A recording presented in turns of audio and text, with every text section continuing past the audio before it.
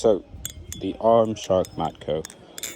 After about 24 hours flipping it, I honestly could say this is quite the experience.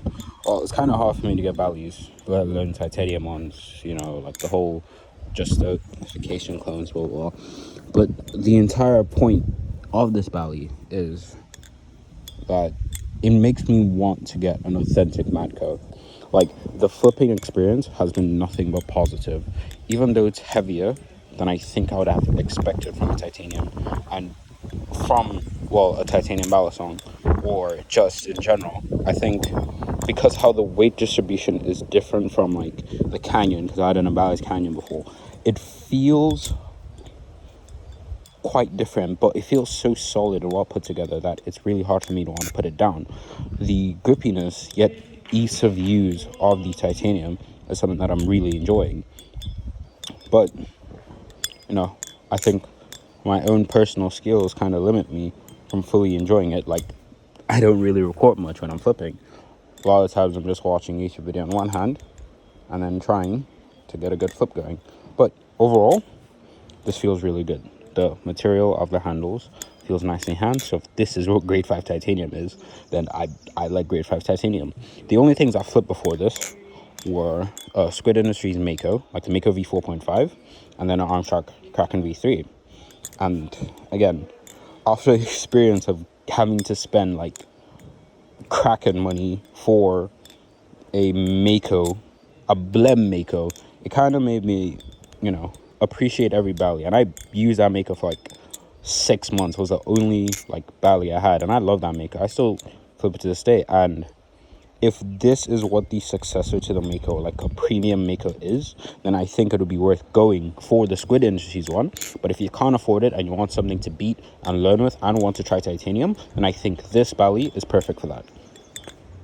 Right, so if we go with what came in the box, it was this bite handle indicator, spare hardware, that was washers, bushings, and 2 extra pivots. And then came with a very lovely carrying case that I'll probably show in the intro, or showed in the intro already. Then that, and then I got some other gifts from using Cotlin's website. But overall, the flipping of this is really nice. Right now, the biggest dilemma I have is deciding whether I want to flip it without the weights in the bottom, or if I'm keeping the weights in the bottom, because that really does affect the weight distribution, because that's how physics works. If I take out weight from a point of something that works on a moment or pivot based system, it's going to affect how the momentum is carried. And I do like how the momentum is carried now, but I think I might prefer how it flips without the weights at the bottom. But either way, this Bally is worth the money that you're paying for it. But I will always encourage you to actually save up if you can, like especially if you're in America or somewhere where the shipping prices don't kill you, your currency isn't weaker, you're not making less money. If you can afford the OG Mako, get yourself a Stonewash Madko from Squid Industries to support the development. Because I know once I'm living somewhere where it's actually possible for me to afford this properly, I would get my own Squid Industries one, and I'll treat that one like a grail while beating this one, because that's how I look at it. This is like good to beat. See if you like the design and how the weight is transferred, how you like the flipping.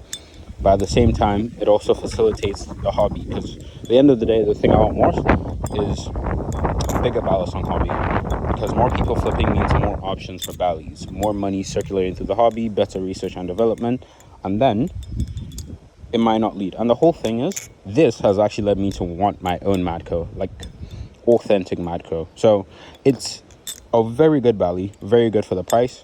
I still would want to try like the Arm Shark Tsunami, and then by extension try the authentic ones, because people have said the machining is better, the flipping profile might be different, it's most likely different because again materials used and also just the mastercraft of it. But this just a continuation of a design I already love of the Madco, is of the Mako and into the Madco, is lovely. If there's one thing that I'm still considering getting soon, it might be the Mako V5, just to continue the legacy, since I had the Mako V4.5 and I still beat and enjoy it.